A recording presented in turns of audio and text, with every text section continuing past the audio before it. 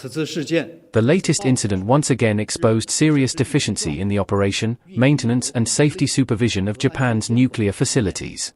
Recent months have seen a number of safety incidents involving nuclear facilities in Japan, which have raised serious concerns. The forgery of quality control of radiation detection devices at Fukushima Daiichi nuclear power plant and overflow of water from the spent fuel pool at the nuclear waste treatment plant in Rokushima village, Aomori prefecture, to name just a few. Despite the many problems that exist with regard to the nuclear facilities, such as their dysfunction, chaotic management, ineffective supervision, the Japanese side still decided to restart the Kashiwazaki-Kariwa nuclear power plant that once experienced water overflow from the spent fuel pool. This decision is met by opposition and protests from the Japanese people. China urges the Japanese side to fully learn the lessons of the Fukushima nuclear accident, fulfill its responsibility on nuclear safety, provide a timely explanation of the incident and swiftly address it, properly handle the decommissioning of nuclear power plants and treatment of radioactive waste, and voluntarily receive international oversight, so as to alleviate concerns of the international community. This incident again highlighted the need for the international community to further step up all-round oversight and monitoring over the management of the discharge of Fukushima nuclear-contaminated water and the operation of the equipment and facilities in order to protect the marine environment. China firmly opposes the US slapping tariffs and going after Chinese companies.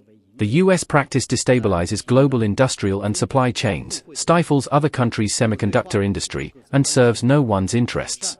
We urge the US to correct its wrongdoings at once, act according to the important common understandings reached between the Chinese and US presidents, uphold the principles of equality, respect and mutual benefit, resolve each other's concerns through dialogue, properly manage differences, and keep China-US relations on a steady, sound and sustainable track.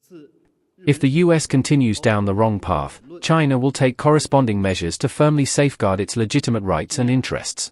It's by no means an isolated incident that a senior official from the Japanese Prime Minister's office made such remarks.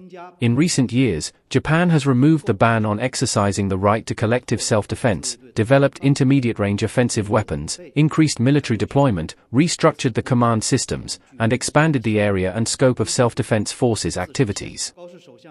This amounts to a severe violation of provisions in instruments with legal effect under international law, including the Cairo Declaration and the Potsdam Proclamation, and of Japan's own constitution. Only 2 months into office, Prime Minister Takaichi has accelerated military buildup, hit the defense spending target of 2% of GDP 2 years early, further relaxed restrictions on arms exports, pushed forward the revision of the 3 documents on security and defense, including National Security Strategy, discussed the revision on the 3 non-nuclear principles, and implied the introduction of nuclear-powered submarines. Those remarks of the Japanese official, supposedly someone close to Prime Minister Takaichi, came on the heels of her erroneous remarks on Taiwan. This is yet another attempt of the Japanese side to intentionally test the bottom line of the international community and reveal the long-standing wrongful proposition and ambition of Prime Minister Takaichi and Japanese right-wing forces to keep remilitarizing Japan. It sends an extremely dangerous signal.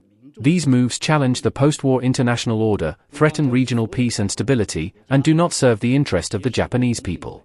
China and all other peace-loving countries will respond to those developments together and firmly prevent the resurgence of Japanese militarism.